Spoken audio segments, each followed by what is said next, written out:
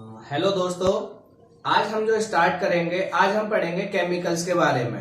आज हम बेसिकली किसके बारे में इंट्रोडक्शन करने वाले हैं कि जो आपके केमिकल्स बनते हैं केमिस्ट्री के अंदर, वो केमिकल्स कैसे बनते हैं और उन केमिकल्स को जब हम बनाते हैं तो किस इंग्रेडिएंट को बेसिक रॉ मटेरियल की तरह यूज करते हैं। तो आज हम सीखेंगे डिफरेंट टाइप्स के। बेसिकली आप क्या करेंगे कि आज जो हम चीज स्टडी करने वाले हैं वो आपके जितने भी सॉल्ट्स बनते हैं, जो यूजफुल सॉल्ट्स बनते हैं आपके केमिस्ट्री के अंदर, जैसे बेकिंग पाउडर, ठीक है, या बेकिंग सोडा, ब्लीचिंग पाउडर, ठीक है, washing soda, plaster of Paris, ये सब आपके कैसे बनते हैं, किसकी मदद से बनते हैं और इन सबको बनाने के लिए कौन से रॉ मटेरियल की जरूरत होती है, ये सब हमें क्या करना है दोस्तों, स्टडी करना है। उन सबको भी हम स्टडी करेंगे, पर आज जो हम पढ़ेंगे वो चीज पढ़ेंगे कि ये सब चीजें बनाने के लिए या इन सारे यूजफुल सॉल्ट्स को प्रिपेयर करने के लिए कौन से रॉ मटेरियल की सबसे ज्यादा जरूरत होती है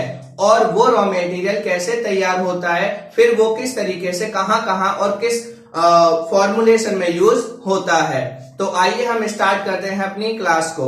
इसमें आपका मैंने सबसे पहले हेडिंग डाल रखी है केमिकल्स फ्रॉम कॉमन सॉल्ट, ठीक है। आज हम क्या स्टडी करने वाले हैं कि कॉमन सॉल्ट को यूज करके हम कौन कौन से केमिकल्स बनाते हैं और कॉमन सॉल्ट से बने हुए केमिकल्स कहां कहां यूज होते हैं। तो बेसिकली हमारी कुछ पॉइंट्स आएंगे, वो मैं अभी थोड़ी देर में डिस्कस करूंगा, ठीक है। तो कुल मिला के आपको क्या सीखना है कि अगर आप केमिस्ट्री के अंदर कोई भी फॉर्मुलेशन प्रिपेयर करना चाहते हैं तो आपको कॉमन सॉल्ट को प्रिपेयर करना पड़ेगा, क्योंकि डायरेक्टली या इनडायरेक्टली कॉमन सॉल्ट आपका यूज होगा ही होगा, ठीक है। तो वही हमें पॉइंट्स क्या करने हैं, स्टडी करने हैं, पढ़ने हैं। तो हम सबसे पहले कॉमन सॉल्ट के बारे में आप लोग जानते हैं। कॉमन सॉल्ट किसे कहते हैं? NaCl। जो हम नमक खाते हैं उसका नाम क्या है दोस्तों? कॉमन सॉल्ट, और उसका फॉर्मूला क्या है? Sodium chloride.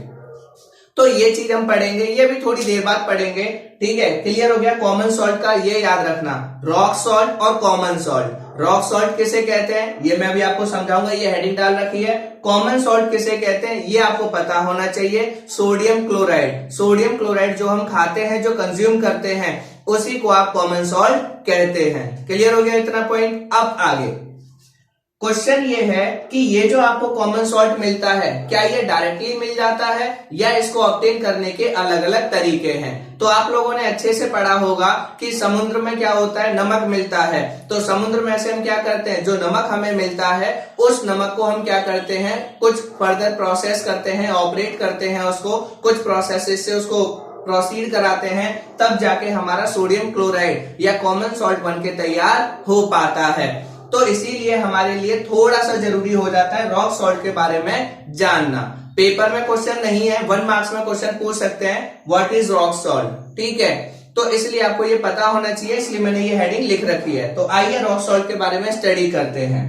रॉक सॉल्ट क्या है दोस्तों? Deposit of solid salt in sea water. मतलब क्या होता है कि जो आपके समुद्र होते हैं, समुद्र के अंदर आपके बहुत सारी जगह पे जो सॉल्ट होता रहता है, सॉल्ट के जो पार्टिकल्स होते हैं, क्रिस्टल्स होते हैं, वो इकट्ठे होते रहते हैं एक पर्टिकुलर जगह पर, ठीक है। एक पर्टिकुलर जगह पे आपके क्या होते हैं, जो सॉल्ट्स होते हैं समुद्र के अंदर, वो सॉल्ट्स क्या होते रहते हैं, एक ही जगह पर इकट्ठे होते रहते हैं। उस तरीके से वो क्या बना लेते हैं, पत्थर टाइप स्ट्रक्चर बना लेते हैं, जिसको आप क्लस्टर भी कह सकते हैं, नहीं तो आप समझ सकते हैं आम भाषा में पत्थर। छोटे छोटे सॉल्ट आपस में मिलते क्या बना लेंगे, बड़े से पत्थर टाइप स्ट्रक्चर फॉर्म करते हैं। अब आगे, and these large crystals are brown in colour, ठीक है। ये जो लार्ज क्रिस्टल होते हैं, जो आपके सॉल्ट्स के लार्ज क्रिस्टल बन जाते हैं, बड़े बड़े क्रिस्टल्स जो बन जाते हैं, बहुत हैवी बड़े बड़े, ठीक है। ये जो आपके लार्ज क्रिस्टल्स होते हैं, ये कौन से कलर के होते हैं? Brown in colour. ये पॉइंट आपका अच्छा है, जो आपको पता होना चाहिए, ठीक है, कि रॉक सॉल्ट आपका कौन से कलर में मिलता है? आपको ब्राउन इन कलर। क्यों मिलता है ब्राउन इन कलर? क्योंकि समुद्र के अंदर बहुत सारी इंप्योरिटीज होती हैं। इम्प्योरिटीज का मतलब उसमें और तरीके के भी डिफरेंट डिफरेंट सॉल्ट्स होते हैं और भी चीजें प्रेजेंट होती हैं। उन सब इम्प्योरिटीज की वजह से जो रॉक सॉल्ट होता है वो कौन से कलर का हो जाता है, ब्राउन कलर का।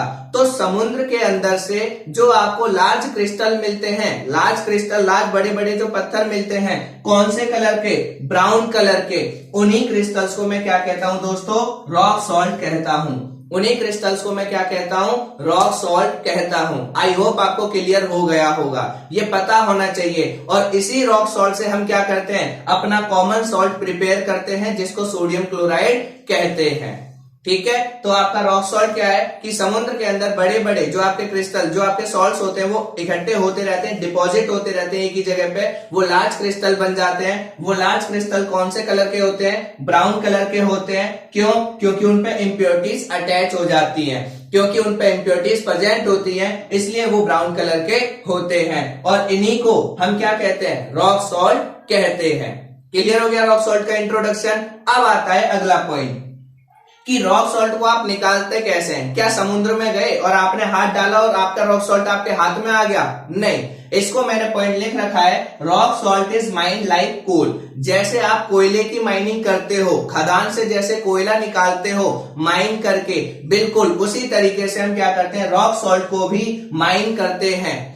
ठीक है, रॉक सॉल्ट की भी माइनिंग करते हैं आपके समुद्र से निकालने के लिए। बाकी कई बार जब आप बीच वगैरह पे जाते हो, समुद्र पे जाते हो, तो जो पानी आता है अपने साथ जो सॉल्ट लेके आता है उसको हम क्या करते हैं, उसको में पानी को इवेपोरेट होने देते हैं, उसके छोटे छोटे क्यारियां सी बना के उसमें इकट्ठा करते हैं, पानी इवेपोरेट होता है। इवेपोरेट होने के बाद वो आपका क्या करता है, ठीक है, वो जो सॉल्ट बच जाता है उस सॉल्ट को हम क्या करते हैं, इंडस्ट्री में ले जाते हैं, उसको आपका क्या करते हैं, प्रोसेस, कुछ प्रोसेस होती है उसके गो थ्रू कराते हैं, तब आपका क्या बन जाता है, कॉमन सॉल्ट बन जाता है। तो वो भी प्रोसेस है, बट ये रॉक सॉल्ट के बारे में आपको जानना जरूरी था, इसलिए मैंने इसके बारे में भी बता दिया। तो रॉक सॉल्ट NaCl होता है, ये मत लिखना कभी भी। NaCl हमेशा और हमेशा क्या होगा, कॉमन सॉल्ट। हम जो नमक खाते हैं उसे क्या कहते हैं, कॉमन सॉल्ट, और उसका फॉर्मूला क्या है, NaCl, sodium chloride. Rock salt क्या होता है, जो आपके समुद्र से बड़े बड़े क्रिस्टल मिलते हैं, कौन से कलर के, ब्राउन कलर के। क्यों, क्योंकि उन पे इम्प्योरिटीज चिपक जाती हैं और उनकी हम माइनिंग करके जब उनको निकालते हैं उसको रॉक सॉल्ट कहते हैं। आई होप आपको क्लियर हो गई होगी प्रोसेस। इसमें थोड़ा सा दांडी मार्च के बारे में भी है, वो आपका पोर्शन नहीं है, वो हिस्ट्री में है कि दांडी मार्च कब स्टार्ट हुई थी, कैसे क्या था, वो तो बस नॉर्मल इंट्रोडक्शन बताने के लिए। ठीक है, क्लियर। तो ये आपका पॉइंट क्या हो गया, क्लियर हो गया। ये रॉक सॉल्ट समझ में आ गया, ये थोड़ा जरूरी था इसलिए मैंने इसको इंट्रोड्यूस कराया। अब हम क्या चलते हैं अपनी मेन हेडिंग पे। जो आपकी हेडिंग क्या कहती है दोस्तों, आपकी हेडिंग आपको बताती है कि आप सोडियम क्लोराइड से बाकी सारे केमिकल्स कैसे प्रिपेयर कर सकते हैं। आइए हम उस प्रोसेस पे चलते हैं। मतलब सोडियम क्लोराइड एज ए आपका रॉ मटेरियल, सोडियम क्लोराइड को हम कैसे यूज करेंगे, as a raw material use करेंगे। अब इसमें आपको क्या जानना है कि अगर ये सोडियम क्लोराइड ना हो तो हम कोई भी केमिकल नहीं बना सकते। ठीक है, आपके लेवल पे यही लिखा हुआ है, तो इसको समझिए कि आप अगर सोडियम क्लोराइड ना हो, और सोडियम क्लोराइड क्या कल हमने बनाया था, हाँ यार कल बिल्कुल बनाया था। कैसे, जब HCl की और सोडियम हाइड्रोक्साइड की रिएक्शन कराई थी तो वाटर बाहर निकला था और सोडियम क्लोराइड बना था। तो सोडियम क्लोराइड किस किस के कॉम्बिनेशन से बना सकते हो, आर्टिफिशियल तरीके से लैब के अंदर, सोडियम और क्लोरीन को आपस में मिला के, ऐसे नहीं कि लिया और मिला दिया। हाइड्रोक्लोरिक एसिड, सोडियम हाइड्रोक्साइड, ये कुछ फर्दर प्रोसेस होती है, ये आप इंडस्ट्री में ही सीख पाएंगे। ठीक है, तो इससे आपने सोडियम क्लोराइड। अब ये सोडियम क्लोराइड आपका किसका काम करता है, रॉ मटेरियल। रॉ मटेरियल क्यों कह रहा हूं, कच्चा माल क्यों कह रहा हूं, क्योंकि अगर ये नहीं होगा तो आप फर्दर के जो केमिकल्स हैं या जो सॉल्ट्स हैं जो आप यूज करते हैं दोस्तों, आप उनको भी प्रिपेयर नहीं कर पाएंगे। इस कड़ी में आपका सबसे पहला कौन सा आता है, सबसे पहली प्रोसेस आती है क्लोर एल्कली प्रोसेस, जो आपके अभी नहीं पूछी जाती बट अब पूछी जा सकती है, क्योंकि बीच में होम बोर्ड आ गए थे, फिर से बोर्ड का प्रोसेस स्टार्ट हो गया है। तो क्लोर एल्कली प्रोसेस आपसे पूछी जाती है। आइए क्लोर एल्कली प्रोसेस को जानते हैं, समझते हैं क्या होती है। तो देखते हैं आपकी नेक्स्ट हेडिंग, इसी में ये वही है, उसी का पोर्शन, बट आपको थोड़ा सा एक साथ रिलेट कर करके समझाना है इसलिए। ठीक है, तो आपका कौन सा पॉइंट आता है, क्लोर एल्कली प्रोसेस। ये काफी खास है, ये आपकी क्या है, काफी खास है दोस्तों। आज हम क्या करेंगे, इसी को स्टडी करेंगे, ठीक है, इसी अकेले को स्टडी करेंगे क्योंकि इसमें काफी काम की चीजें हैं, काफी यूजफुल है। अब क्या है, क्लोर एल्कली प्रोसेस क्या होती है दोस्तों। क्लोर एल्कली प्रोसेस में आप क्या करते हैं, जो सोडियम क्लोराइड होता है, जो नमक होता है, नमक का घोल लेते हैं, मतलब सोडियम क्लोराइड को वाटर में क्या कराते हैं, रिएक्ट कराते हैं, और सोडियम क्लोराइड जब वाटर में रिएक्ट करेगा या डिसॉल्व होगा उस सॉल्यूशन में से, मतलब नमक का घोल, आप ये कह सकते हैं कि आप क्या करेंगे, नमक को पानी के अंदर घोल देंगे, उस पानी में से फिर क्या कराएंगे, आप इलेक्ट्रिसिटी पास कराएंगे, और इलेक्ट्रिसिटी पास करने पर वो आपका 3 चीजों में टूटेगा। किसमें टूटेगा, 3 चीजों में टूटेगा, ठीक है। और उसी प्रोसेस को हम क्या कहते हैं, क्लोर एल्कली प्रोसेस कहते हैं। आइए इस प्रोसेस को जानते हैं, सीखते हैं, समझते हैं कि ये क्या होती है। क्लियर, तो स्टडी करते हैं इसमें ये क्या होता है। तो आप क्या करते हैं कि आपने सोडियम क्लोराइड लिया, क्या, सोडियम क्लोराइड नमक, इसको आपने किसके साथ रिएक्ट कराया, वाटर के। अगर आप लिखना चाहें तो यहाँ पे लिख सकते हैं ये सॉलिड स्टेट में होता है, ये लिक्विड स्टेट में होता है, मैं मेंशन ज्यादा नहीं करता उनको, ठीक है। चलिए ये लीजिए, क्लियर। इसके बाद ये क्या करता है, 3 चीजें बनाता है। यहाँ पे आप इलेक्ट्रिसिटी पास करेंगे, ठीक है, ऑन पासिंग इलेक्ट्रिसिटी, अभी लिख दूंगा मैं। उसके बाद आपका क्या बनेगा, यहाँ पे सोडियम हाइड्रोक्साइड बनेगा, आपका क्लोरीन बनेगा, और साथ में क्या रिलीज होगी, हाइड्रोजन, ठीक है। आप इसको चाहे बैलेंस कर सकते हैं, बैलेंसिंग के लिए हाइड्रोजन 2, हाइड्रोजन यहाँ पे कितने हैं, 2, तो यहाँ 2 लगा लें, तो ऑक्सीजन कितने हो गए, 2, हाइड्रोजन 2 और 2 4, तो 2 यहाँ पे हाइड्रोजन ऑक्सीजन बैलेंस हो गया, सोडियम 2, ये 2 सोडियम, क्लोरीन 2, ठीक है, बैलेंस हो गई। क्लियर, ये रिएक्शन आपकी क्या हो गई, बैलेंस। अब ये क्या है, ये आपकी क्लोर एल्कली की प्रोसेस है। क्लोर एल्कली की प्रोसेस में क्या होता है आपका, ठीक है, क्लोर एल्कली की प्रोसेस के अंदर होता है, जब आप सोडियम क्लोराइड की वाटर के साथ, सोडियम क्लोराइड को जब वाटर में डिसॉल्व करते हो और क्या पास करते हो, इलेक्ट्रिसिटी पासिंग, ठीक है, पासिंग इलेक्ट्रिसिटी।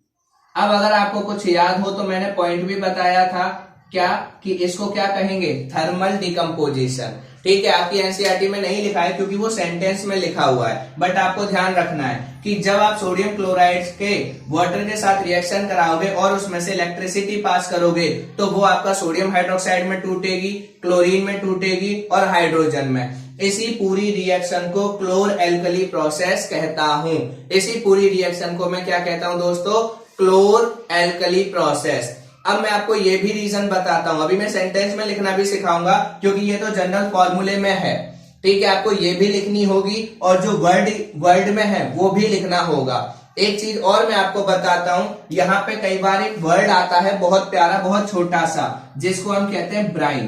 क्या कहते हैं दोस्तों, ब्राइन। अब ये ब्राइन क्या होता है, ठीक है, ब्राइन क्या होता है, इस पूरे को आप क्या कहते हैं दोस्तों, ब्राइन कहते हैं। ब्राइन का मतलब क्या हो गया, सॉल्यूशन ऑफ सोडियम क्लोराइड। कहने का मतलब कि जब आप सोडियम क्लोराइड को वाटर में डिसॉल्व कर देते हैं, तो आप ये भी लिख सकते हैं, sodium chloride dissolve in water is known as brine. ये भी लिख सकते हैं, मैंने शॉर्ट में लिख दिया क्योंकि सॉल्यूशन का मतलब ही क्या है कि मैं उसको वाटर में डिसॉल्व कर रहा हूं, ठीक है। बट आप चाहे तो पूरा भी लिख सकते हैं, when sodium chloride dissolve in water then that solution is known as brine, then that solution is known as brine. आप ऐसा लिख सकते हैं। क्यों मैंने ये बताया, क्योंकि आपसे 1 मार्क्स में ये पूछा जा सकता है what is brine and where it is used, ठीक है। तो इस तरीके से क्वेश्चन क्योंकि ट्रिकी बन सकते हैं। अब आपका एमसीक्यू की वेटेज बढ़ गई है, 20 मार्क्स के आते हैं, ठीक है, तो इसलिए ये चीजें जरूरी हो गई हैं आपके लिए। तो अब देखिए क्लोर एल्कली प्रोसेस समझ में आया। क्लोर एल्कली प्रोसेस क्या है, when you pass electricity from brine, ये आप लिख सकते हैं, मैं पहले सेंटेंस पूरा बता रहा हूं। When you pass electricity from brine then you obtain sodium hydroxide, chlorine and hydrogen, that reaction is known as chlor alkali process. Clear. दूसरा आप लिख सकते हैं, अगर ब्राइन आपको नहीं लिखना, when we pass electricity from the sodium chloride solution then we obtain sodium hydroxide, chlorine and hydrogen, that reaction is known as chlor alkali process. मेरा हमेशा मानना है कि आप इक्वेशन, जो सेंटेंस है, सेंटेंस की जगह केमिस्ट्री में इक्वेशन याद कीजिए। अगर आपको इक्वेशन याद है आप सेंटेंस फटाफट लिख सकते हैं, इसमें कुछ भी नहीं करना। क्या करना है, when we pass electricity from sodium chloride and water solution, then we obtain sodium hydroxide, chlorine and water। Clear हो गया। तो ये अगर आपको याद है, जबकि उसमें आपको प्रॉब्लम हो सकती है कई लोगों को, ज्यादातर को नहीं होती, ठीक है। तो ज्यादा अच्छा है कि आप इनको याद कीजिए, ठीक है दोस्तों।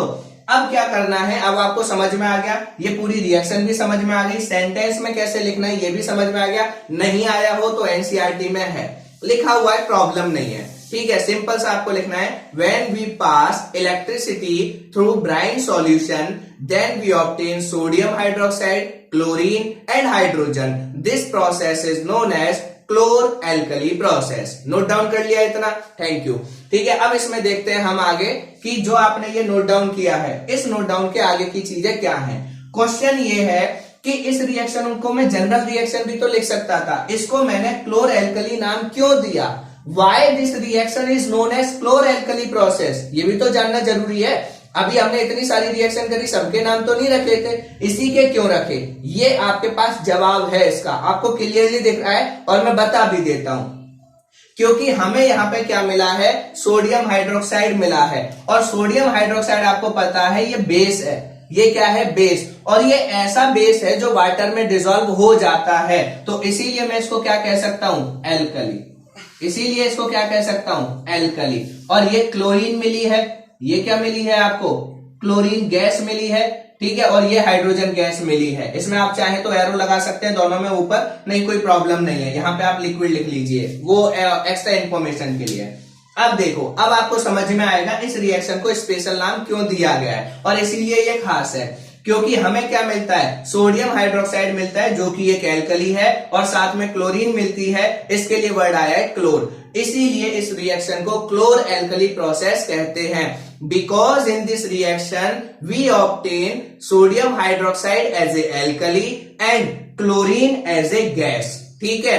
That's why this reaction is known as chlor alkali process. आपको ये पता होना चाहिए, रटना मत कुछ भी कि क्लोर एल्कली, सिंपल। क्लोर एल्कली क्यों कहते हैं, ब्राइन को जब इलेक्ट्रिसिटी, ब्राइन में से जब इलेक्ट्रिसिटी पास करते हैं तो आपका क्या बनता है, सोडियम हाइड्रोक्साइड जो कि एक एल्कली है, साथ में क्लोरीन मिलती है, तो उसके लिए क्लोर वर्ड आ गया। इसीलिए इस रिएक्शन को क्लोर एल्कली प्रोसेस कहते हैं। और बाई प्रोडक्ट साथ में क्या निकलता है, हाइड्रोजन। समझ में आ गई ये रिएक्शन, ये आपकी काफी जरूरी है। पहले आपके 2010 से पहले एग्जाम में काफी पूछी जाती थी, 2 मार्क्स में ये रिएक्शन आती थी, तो आपको ये भी लिखना होगा और जो सेंटेंस मैंने बोला वो भी लिखना होगा। क्लियर हो गया। अब चलते हैं इसमें, आजकल जो क्वेश्चन आ रहा है, ट्रेडिशन आ रहा है। क्वेश्चन का ट्रेडिशन क्या आ रहा है आजकल जो क्वेश्चन का ट्रेडिशन है वो ये है कि आपके सोडियम हाइड्रोक्साइड के यूजेस पूछ लेता है, क्लोरीन के यूजेस पूछ लेता है, और हाइड्रोजन के। तो आइए इनको भी हम स्टडी करते हैं कि आपका सोडियम हाइड्रोक्साइड के क्या यूज होते हैं, क्लोरीन के क्या यूज होते हैं, हाइड्रोजन के। इनको मैं एक बार समझा देता हूं ताकि आपको ये क्लियर हो जाए, ठीक है। तो यूजेस, अब आपको ये पूरी प्रोसेस, अब मैं आपको बताता हूं कि ये खास क्यों है। क्योंकि देखो, अगर सोडियम क्लोराइड नहीं होता तो आप क्या नहीं बना सकते, सोडियम हाइड्रोक्साइड। और कमाल की बात यह है, आप अभी जब पढ़ेंगे क्या, ब्लीचिंग पाउडर, ठीक है, जिसको कैल्शियम ऑक्सीकार्बोनेट कहते हैं, वो जब आप पढ़ेंगे उसके बाद आप क्या पढ़ेंगे, बेकिंग सोडा जिसको सोडियम हाइड्रोजन कार्बोनेट कहते हैं, वॉशिंग सोडा सोडियम कार्बोनेट कहते हैं, प्लास्टर ऑफ पेरिस जिप्सम से कन्वर्ट होता है। तो ये सारे में, इन सब में आपका कहीं ना कहीं सोडियम हाइड्रोक्साइड डायरेक्टली या इनडायरेक्टली यूज होगा।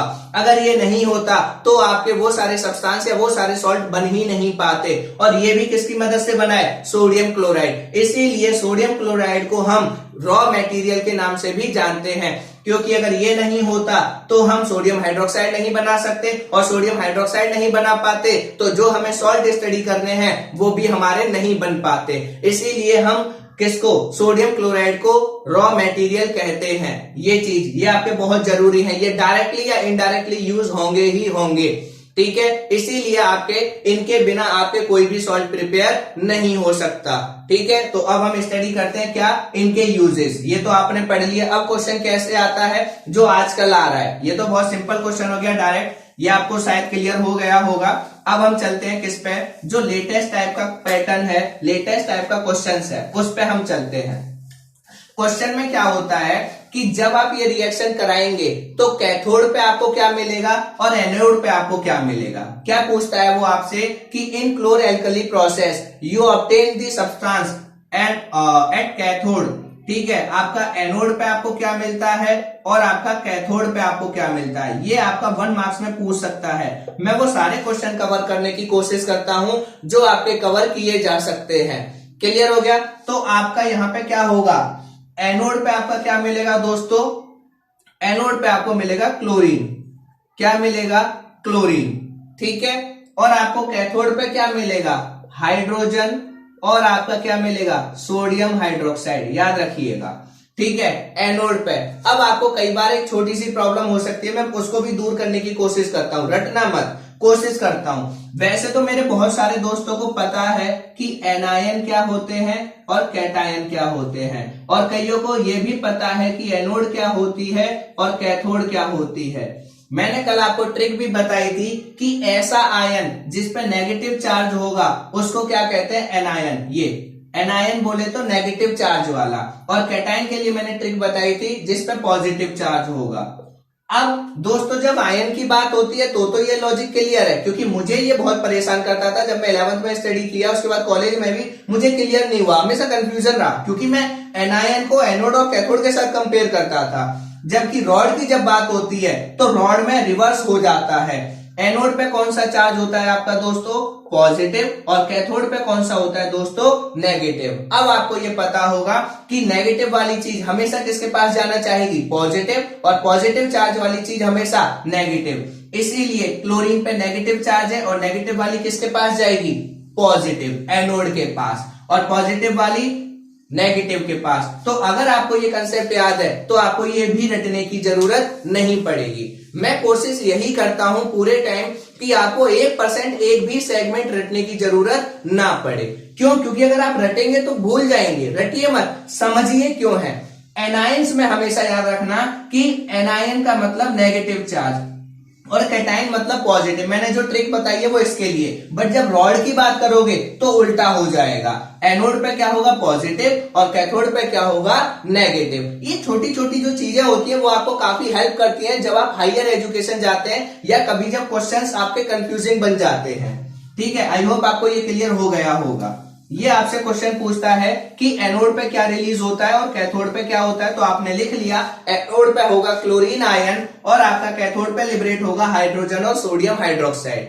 क्लियर हो गया। अब हम एक एक करके इनके यूजेस पढ़ते हैं कि इनके क्या क्या यूज होते हैं, हाइड्रोजन को कहां यूज करते हैं, क्लोरीन को, सोडियम हाइड्रोक्साइड को, ये उसके बाद हम क्या करेंगे, आपकी वीडियो को कंप्लीट करेंगे। ठीक है, तो अब हम ये पॉइंट याद रखना, ये 1 मार्क्स के क्वेश्चन है जो आपको मैंने बताए अभी। अब ये भी जो बता रहा हूं ये आपके क्वेश्चंस आते हैं इसलिए आपको पता होने चाहिए। वैसे तो एनसीईआरटी में पूरा चार्ट बना हुआ है, आप उसको याद करना चाहें उसको याद कर लीजिए, नहीं तो यहाँ पे देख लीजिए। सबसे पहले मैं ले रहा हूं यूजेस ऑफ हाइड्रोजन, कि ये जो हाइड्रोजन है इस हाइड्रोजन को आप कहां कहां यूज करेंगे, इस हाइड्रोजन को आप जनरली कहां यूज करते हो, ब्रॉडली जो है जो एनसीईआरटी में लिखा है मैं वही पॉइंट बता रहा हूं। तो सबसे पहला आपका फ्यूल्स, क्या होता है, हाइड्रोजन को हम फ्यूल की तरह यूज करते हैं।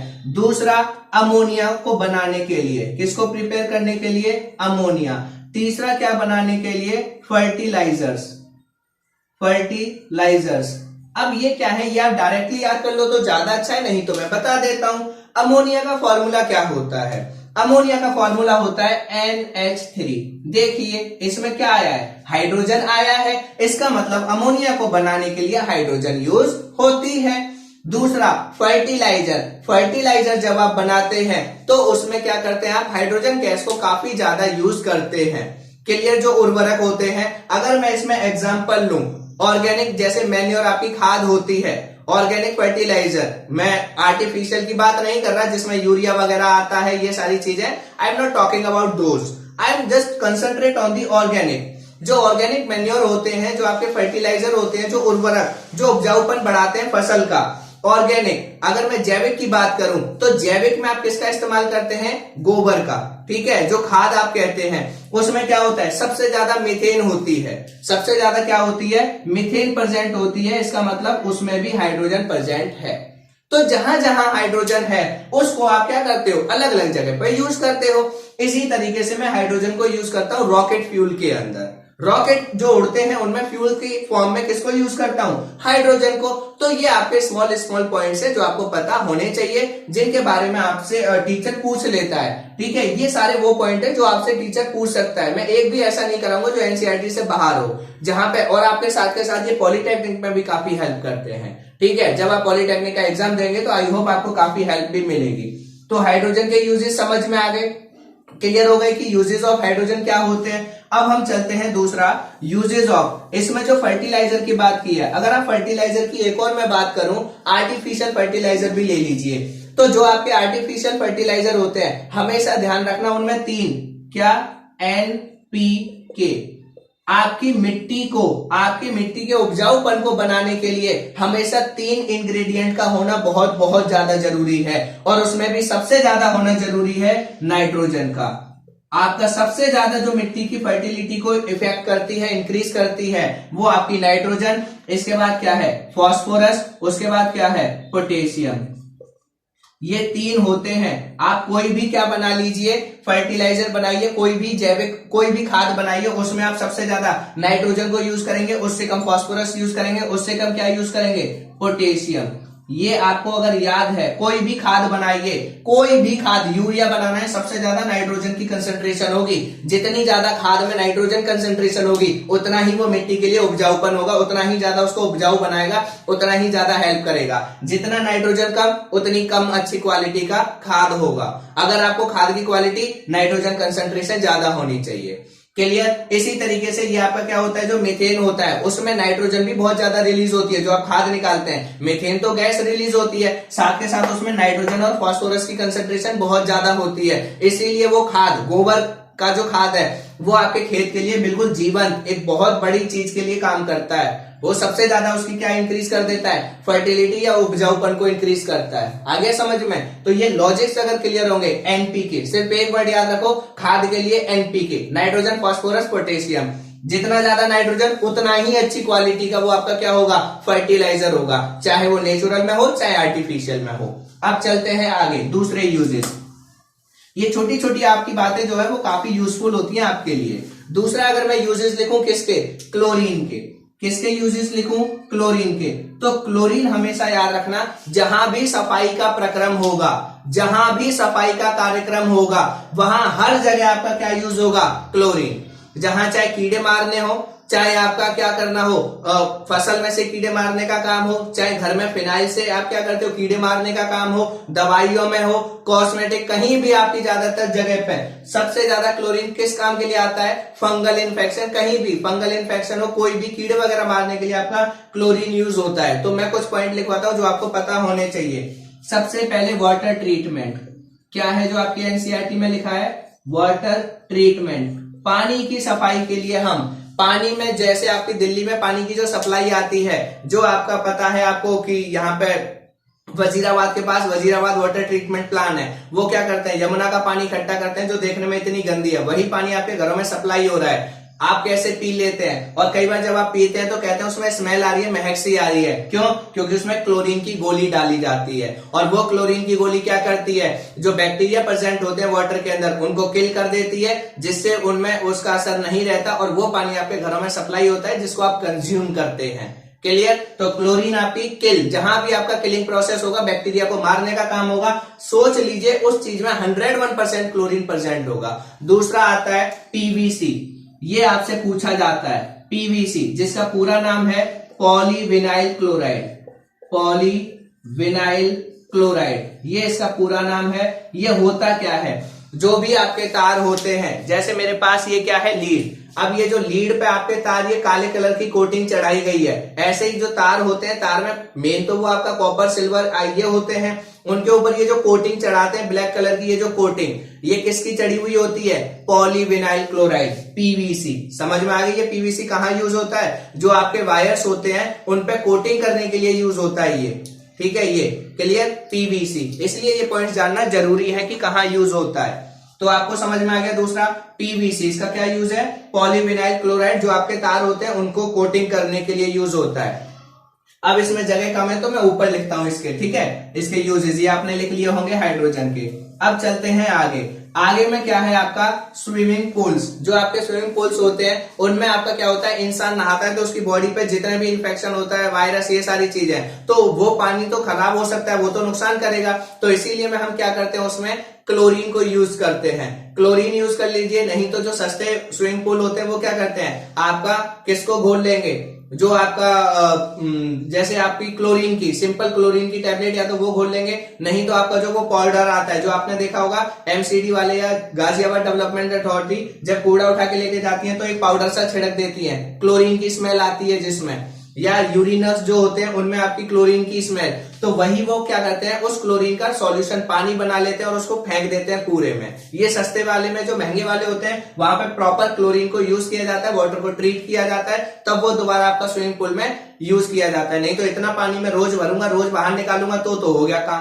क्लियर। तो वहां पे आपके स्विमिंग पूल में वाटर को ट्रीट करने के लिए किसको यूज किया जाता है, क्लोरीन को, जो आपको पता चल गया। उसके बाद इसको कहां पे यूज करते हैं, आपका CFC, किसमें, CFC, जिसको हम कहते हैं क्लोरोफ्लोरोकार्बन। क्या कहते हैं, क्लोरो CH, हाँ,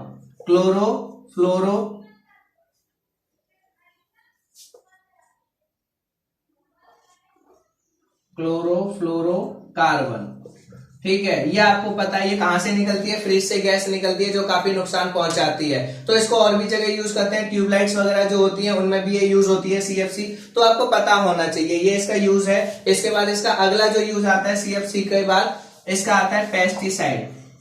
किसमें यूज करते हैं, पेस्टिसाइड्स में। और आपका किसमें यूज करते हैं, डिसइंफेक्टेंट, ठीक है। इसका इन दोनों को बनाने के लिए, इन दोनों फॉर्मुलेशन को बनाने के लिए भी आप किसका यूज करते हो, क्लोरीन। पेस्टिसाइड वगैरह जो आपको पता है फसल में जो कीड़े लग जाते हैं उनको मारने के लिए, किसका, पेस्टिसाइड। तो जहां भी किसी को मारने की बात आएगी या किल करने की या सफाई प्रक्रम की बात होगी, बार बार आप याद रखिएगा क्लोरीन वहां पे होगा ही होगा, क्योंकि क्लोरीन में वो एक्टिविटी है, वो पावर है जो आपकी सफाई को या किसी को किल करने की प्रॉपर्टी रखता है। डिसइंफेक्टेंट, जो घर में आप पोंछा लगाते हैं, पोंछा किसका, फिनाइल का, तो आप जब फिनाइल का पोंछा लगाते हैं, अगर कभी उस बोतल को पलट के देखा हो तो उसमें देखना क्लोरीन आपको जरूर मिलेगा, उसके स्ट्रक्चर में जरूर क्लोरीन प्रेजेंट होगा, क्योंकि क्लोरीन के बिना ऐसा हो ही नहीं सकता। क्लियर, क्लोरीन का होना मस्ट है। Pesticide, disinfectant, CFC, PVC, water treatment, ये इन सब में क्या यूज होता है, आपका क्लोरीन यूज होता है। तो ये सारे आपके किसके यूज हो गए, क्लोरीन के यूज हो गए। स्विमिंग पूल भी आप लिख सकते हैं, स्विमिंग पूल में वाटर को ट्रीट करने के लिए। और इसका सबसे बड़ा यूज, जो आपके कूड़ा वगैरह जहां से उठा के ले जाते हैं वहां पे वो दवाई से पाउडर सा छिड़कते हैं जिसमें स्मेल आती है, वो भी क्लोरीन। आपने क्या देखा होगा, यूरिनल्स, जो आपके सरकारी यूरिनल्स होते हैं वहां भी, ठीक है, गवर्नमेंट के जो बना देते हैं कहीं पे भी, वहां भी वो पाउडर सा छिड़क के जाते हैं जिसमें बहुत स्मेल आती है, पंजेंट, वो भी क्या है आपका, क्लोरीन। तो जहां भी सफाई प्रक्रम की बात होगी वहां क्लोरीन होगा ही होगा। तीसरा यूज चलिए जिसपे आपको चलना है, तीसरा, उसके बाद आपकी क्या हो जाएगी, वीडियो कंप्लीट हो जाएगी। तो तीसरा यूज चलते हैं, देखते हैं तीसरा यूज क्या है। तीसरा आपका यूज होता है दोस्तों सोडियम हाइड्रोक्साइड। किसका यूज है तीसरा, सोडियम हाइड्रोक्साइड। सोडियम हाइड्रोक्साइड का आप क्या करते हो, सोडियम हाइड्रोक्साइड को जनरली आप कहाँ यूज करते हो ये आपको पता होना चाहिए। सोडियम हाइड्रोक्साइड को हम कहाँ कहाँ यूज कर सकते हैं, ये इसके काफी सारे यूजेस हैं, इसमें कोई भी प्रॉब्लम नहीं है। इसको आप मेडिसिन में यूज करते हो, इसको आप कॉस्मेटिक्स में यूज करते हो, जो आपको एनसीईआरटी में दे रखा है, डीग्रीजिंग मेटल्स, ठीक है। एनसीईआरटी में क्या दे रखा है, डीग्रीजिंग मेटल्स, लिख देता हूं वरना आपकी एनसीईआरटी में है ये, डीग्रीजिंग मेटल्स, ये हो गया, मतलब जिन पे आपके ऐसे मेटल्स या ऐसी चीजें जिन पे आपकी क्या लग जाती है, ग्रीस, उस ग्रीस को हटाने के लिए आप किसको यूज करते हो, सोडियम हाइड्रोक्साइड को। उसके बाद इसका और ज्यादा अगर मैं यूज देखूं तो किसके अंदर होता है, मेडिसिन के अंदर, दवाइयों में बहुत यूज होता है, मेडिसिन के अंदर, कॉस्मेटिक्स के अंदर, ठीक है, ये सब हो गया इसमें अगर आप चाहें। इसके बाद ये पेपर इंडस्ट्री में भी यूज होता है, किसके अंदर यूज होता है, पेपर इंडस्ट्री। पेपर इंडस्ट्री बोले तो जो आपके कागज बनते हैं, जहां पे आपके क्या बनते हैं, कागज, तो उस पेपर इंडस्ट्री में भी क्या होता है, ये आपका यूज होता है, ठीक है। तो ये सारे आपके यूजेस हैं जो आपको पता होने चाहिए। सोडियम हाइड्रोक्साइड डीग्रीजिंग, मेटल्स को डिग्रीज करने में, मेडिसिन, दवाइयों में, कोई भी दवाई आपकी हो उसमें सोडियम हाइड्रोक्साइड को बहुत ज्यादातर सबका आपका क्या है, सोडियम हाइड्रोक्साइड को बहुत यूज किया जाता है। कॉस्मेटिक्स में, पेपर इंडस्ट्रीज में, ये सारे हो गए। अब इसमें क्या है, आपको एक कॉम्बिनेशन बना के दे रखा है कि HCl को आप कहाँ यूज करते हैं, उसके बाद आपका सोडियम हाइड्रोक्साइड और क्लोरीन को कहाँ यूज करते हैं। ठीक है, ये इतने यूजफुल नहीं है, ये इंडिविजुअल वाले बहुत ज्यादा यूजफुल हैं जो मैंने आपको बताए हैं। इनको अगर आप देखना चाहें तो एनसीईआरटी में देख लीजिएगा, ये बहुत ज्यादा यूजफुल नहीं है, बट फिर भी अगर किसी की इच्छा हो तो मैं उसको बता सकता हूं। ठीक है, इसमें आपकी जो एनसीईआरटी में दे रखे हैं ना, इसमें और भी पॉइंट्स दे रखे हैं ज्यादा अच्छे वाले, जो आपसे पूछता है क्या आपकी सोप और डिटर्जेंट को बनाने के लिए, इनमें तो आप कर ही सकते हैं बट ये कॉम्बिनेशन में भी यूज होता है। इंडिविजुअल में इसमें जरूर लिखिएगा कि डीग्रीजिंग मेटल में है, उसके बाद आपका पेपर इंडस्ट्री में है, उसके बाद आपका किस में है, सोप एंड डिटर्जेंट। यस, ये मतलब जो आप क्या बनाते हो, साबुन या डिटर्जेंट बनाते हो, उसमें सोडियम हाइड्रोक्साइड सबसे ज्यादा यूज होता है। अगर सोडियम हाइड्रोक्साइड नहीं होगा तो साबुन और डिटर्जेंट आप कभी बना ही नहीं सकते। मतलब एल्कली चाहिए, सोडियम हाइड्रोक्साइड बोले तो एल्कली, तो आपका सोप, साबुन और डिटर्जेंट बनाने में आपका सोडियम हाइड्रोक्साइड यूज होता है। इतने आप यूजेस कर लीजिए, इतने आपके काफी है।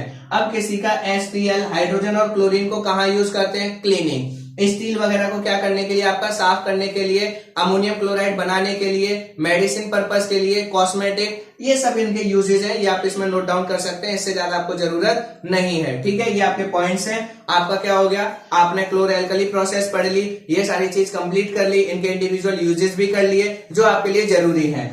ये बहुत ज्यादा यूजफुल नहीं है तो इसलिए मैं इनको नहीं करा रहा हूं, बाकी आप एनसीईआरटी में इनको कवर कर सकते हैं। दो यूजेस कर लेना, उससे ज्यादा जरूरत नहीं है, बट इनको अच्छे से कर लेना, सोडियम हाइड्रोक्साइड, क्लोरीन और हाइड्रोजन और क्लोरोएल्कली प्रोसेस को। ठीक है, आज की वीडियो में इतना ही। अगर आपका कोई क्वेश्चन हो, कोई डाउट हो तो आप कमेंट सेक्शन में डालिए। वीडियो अच्छी लगी हो तो लाइक कीजिएगा, शेयर कीजिएगा और चैनल को सब्सक्राइब करना ना भूलें। Thank you.